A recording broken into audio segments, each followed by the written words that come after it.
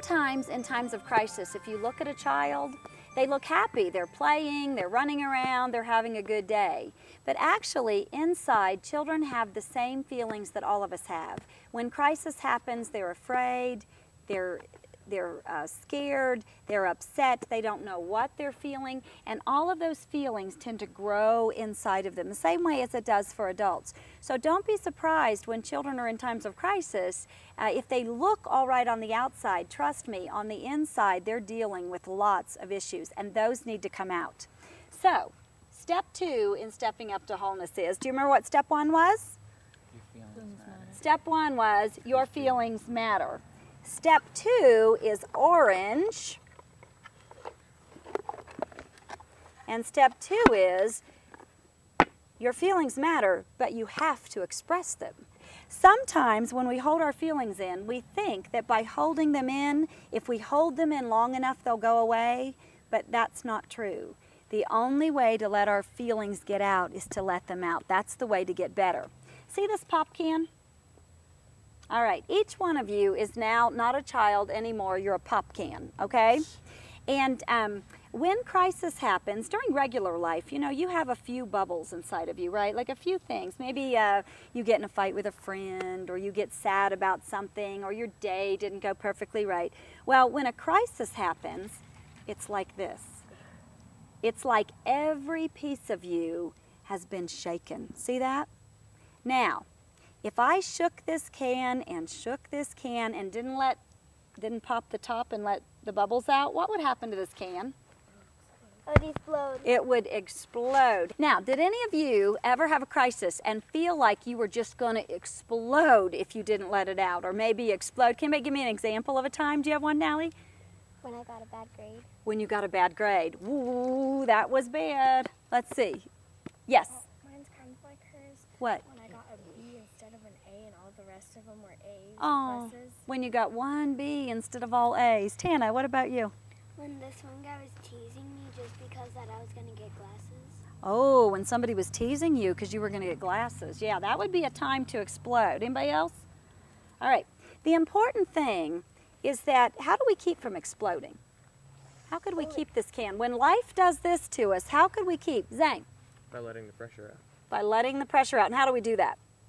We pop this. I'm not going to pop it. Don't be scared. If we popped this, then the bubbles would come out and the pressure would come out. That's what you do every time you express yourself. Through drawing, through a journal, through talking. Every time you let your feelings out, you let the bubbles come out. Now, if I never let the bubbles out of this can, eventually I want you to imagine that they all popped. What would be left in this can? Soda. Flat soda. Now, if you don't let your feelings out through expressing yourself, what'll happen is you'll go flat. And that's when you're like, I don't care. I don't care anymore. And being flat, I think, is sadder than being upset.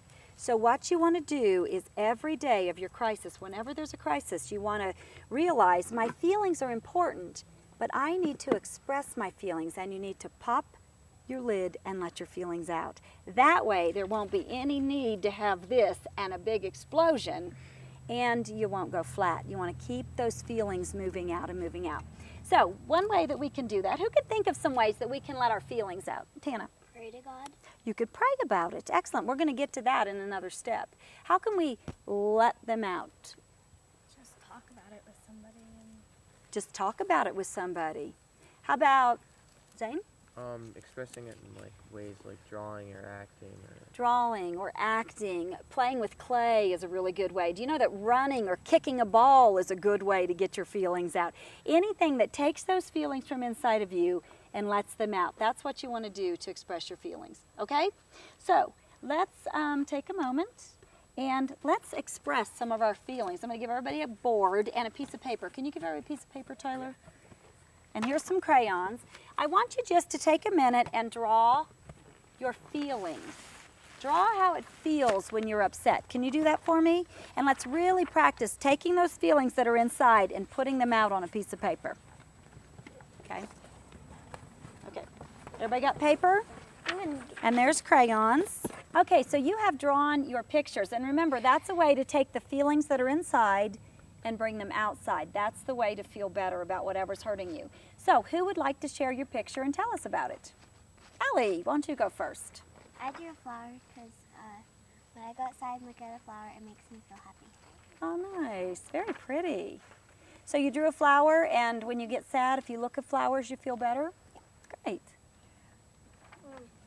I drew my cousin in the hospital without hair again because, just because sometimes when you see people and you get to know what's going on. I didn't get to see it. Okay. You can just kind of tell what's going on in their life.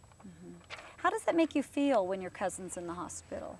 It makes me really scared because she's had a lot of tumors and they're just kind of building up and they're getting to her brain and they've already taken out part of her skull. And I'm just worried that she could get really bad hurt and stuff. So it makes you scared and worried? Yeah. Great. Thank you. Okay, Devontae. Mine is about in God's heart, and this symbol makes him happy. Oh. So, and this is about when those What? nails got in him, because when the nails got in him, it hurt him, so his heart started. Good. Does this picture tell me anything about how you're feeling inside? What? About when I'm sad for God, because of, and about God, he was gonna die when those man killed him. He was so sad he died. Okay, excellent. Okay, good. Anybody else got a picture to share your feelings? Ashley? I drew the night with a rainbow because the night symbolizes the darkness and the bad times when my brother's really sick. And the rainbow's just kind of a sign of hope that God's still there. Great, thank you. So the darkness is the sickness and the rainbow is God is with you in the midst of the darkness? Is that right? Nice. Okay. Do you want to share? I drew, it sort of looks like random squiggly lines, but it has two lines sort of side by side that keep on going, and it sort of feels like whenever I go through a crisis, it seems like there are two of me, the person in public and the person inside of me, that are sort of doing the same thing, except sometimes I feel like that I'm getting them mixed up. I see. So whenever you go through crisis, there's two people. There's the you that you show in public, which is what? Like the happy, everything's okay person? And then the soda can inside of me that wants to explode. And then there's the soda can. Oh, wow. Interesting. Look how he's got those two lines. And it's quite a journey you're on. Yeah. Okay. Great. Anybody else want to share? Want to share? Isaiah, it's interesting that you didn't share when we did the Holy Listening Stones, but you drew Holy Listening Stones on your paper, didn't you? Good job. Good job. Okay. Thanks. So, what is the first step? Your feelings matter. Your feelings matter. And what's the second step? You must express them. And you did a beautiful job of that through your drawings. Some other ways that you can express your feelings, let's remember, are through a journal. You can write your feelings. You can sing your feelings out. You can dance your feelings out. You can play with clay. Anything that makes those feelings move from inside of you out of you is the best thing you can do for yourself. So your feelings matter. You must express them. Okay, everybody give me your drawings. You can take those home later.